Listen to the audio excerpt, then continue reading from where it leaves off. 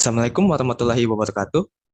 Kami dari kelompok 4 akan menyampaikan materi tentang epistemologi, tapi sebelum itu kami akan memperkenalkan anggota kelompok kami. Yang pertama itu ada Fenty Rampuliwanda, yang kedua ada Nurmanti Eka Puspita, yang ketiga ada Kinanti Larasati, yang keempat ada Ditya, yang kelima ada Akrom Irfandi, dan yang terakhir ada Danis Atila. Oke, untuk slide pertama akan dijelaskan oleh Akrom. Waktu dan tempat dipersilakan. Baik, terima kasih. Saya menjelaskan tentang pengertian epistemologi. Ilmu epistemologi berasal dari bahasa Yunani episteme atau pengetahuan dan ilmu pengetahuan, dan logos yaitu ilmu atau informasi. Dalam bahasa Yunani, episteme berarti knowledge atau science. Biasa didefinisikan sebagai teori tentang pengetahuan atau theory of knowledge. Ada juga yang mendefinisikan epistemologi sebagai the theory of the nature of knowledge and the means by which we know. Akan tetapi, secara umum, epistemologi dimaknai sebagai a branch of philosophy that investigate the origin, nature, method, and limit of human knowledge, atau bisa disebut sebagai cabang filsafat yang menyelidiki asal, sifat, metode, dan batasan pengetahuan manusia. Term know atau tahu menjadi kata kunci. Menurut Qadri Azizi, kata know di sini sangat berhubungan dengan truth atau kebenaran. Dalam pembahasan tentang filsafat ilmu, itu berarti setiap pengetahuan yang diperoleh dari proses tahu dengan memanfaatkan akal atau reason dan indera atau rasa yaitu sense dapat mengantar manusia mencapai kebenaran. Baik, slide selanjutnya akan dilanjutkan oleh teman saya. Oke, untuk slide kedua, pembagian epistemologi. Epistemologi dibagi menjadi 3 bagian, yaitu logika, metodologi, dan filsafat ilmu. Logika secara khusus membahas tentang sistematika berpikir, bernalar, dan berargumen. Metodologi secara khusus membahas tentang cara mendapatkan pengetahuan dan kebenaran, mengembangkan ilmu pengetahuan, dan sebagai alat untuk meneliti sebuah permasalahan. Sedangkan filsafat ilmu secara khusus membahas tentang hakikat dari sebuah ilmu, hakikat terbentuknya sebuah ilmu, dan lain-lain. Dan untuk slide ketiga akan dijelaskan oleh Nurmanti. Baiklah, yang selanjutnya metode berpikir epistemologi. Jadi cara berpikir epistemologi ada 2. Yang pertama, rasionalisme. Rasionalisme merupakan sebuah metode berpikir di mana segala sesuatu itu berkaitan dengan nalar yang harus didasari dengan rasio, pola, dan logika. Nah, dengan begitu kita baru dapat mendapatkan sebuah kebenaran. Nah, rasionalisme di sini adalah kesesuaian suatu pernyataan dengan pernyataan lain yang sudah lebih diketahui, diterima, dan diakui sebagai kebenaran. Lalu yang kedua ada empirisme.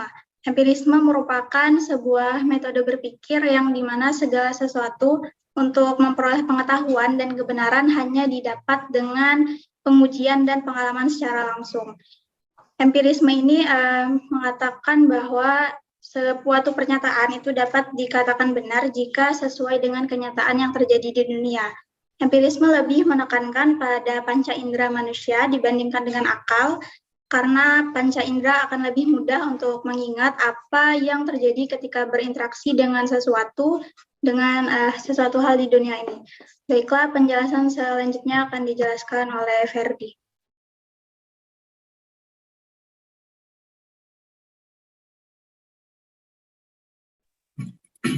Oke, saya akan membahas epistemologi dalam kehidupan kita sehari-hari.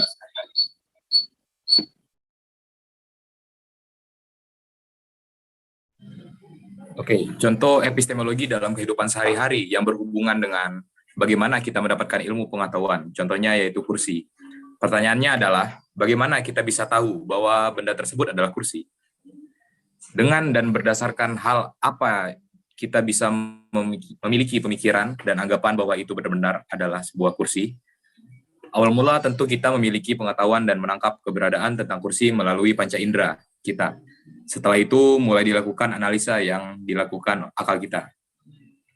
Akal kemudian mengkategorikannya sebagai sebuah ilmu pengetahuan yang membahas tentang kursi.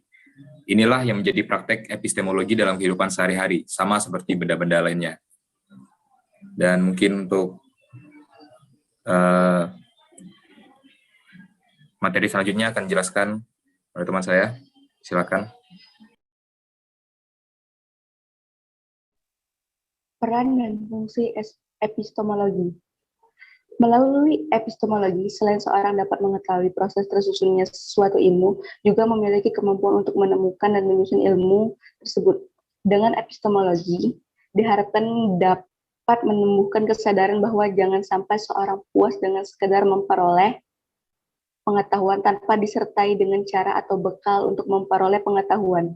Dan dengan cara demikian, seorang bukan hanya menjadi konsumen ilmu yang bersifat pasif, melainkan menjadi produsen ilmu yang aktif, kreatif, dan dinamis, serta akan menjadi seorang pengikut, melainkan menjadi seorang penemu. Melalui epistemologi, seseorang tidak lagi disuguhi sebuah ilmu yang sudah siap dan siap pakai, melainkan diberikan wawasan sekaligus pengalaman dan dalam mengonstruksi sebuah ilmu. Baik, selanjutnya akan dijelaskan oleh Ditya.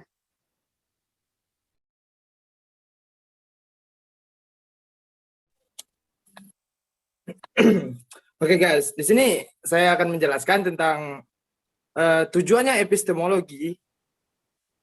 Jadi tujuan untuk adanya epistemologi tersebut adalah untuk mengkaji dan menemukan ciri-ciri umum dan hakikat pengetahuan manusia, seperti mekanisme keterbentukannya, pengujian status validitasnya, ruang lingkupnya, serta batas-batasannya yang memungkinkan manusia untuk mengetahui dan memahaminya. Selain itu, epistemologi juga mengkritisi pengadaian dan syarat-syarat logis pengetahuan sebagai model mempertanggungjawaban rasional dan pengetahuan manusia. Nah, jadi itu adalah tujuan adanya epistemologi. Oke, jadi guys, kesimpulan dari materi kami kali ini, jadi epistemologi, ilmu epistemologi berasal dari bahasa Yunani, episteme, yang artinya pengetahuan atau ilmu pengetahuan, dan logos yang berarti ilmu atau informasi. Dan epistemologi dibagi menjadi 3 bagian, yaitu logika, metodologi, dan filsafat ilmu. Terus cara berpikir epistemologi ada 2. Yang pertama ada rasionalisme, dan yang kedua ada empirisme. Serta epistemologi ini juga berlaku di kehidupan sehari-hari yang kita jalani. Seperti yang telah dijelaskan oleh teman kita tadi, dan kita bisa mengetahui tujuan dari adanya epistemologi ini, yaitu mengkaji dan menemukan ciri-ciri umum dan hakikat pengetahuan manusia. Sekian dari kelompok kami. Bila ada salah kata, saya mohon maaf. Wabillahi taufiq wal hidayah. Wassalamualaikum warahmatullahi wabarakatuh.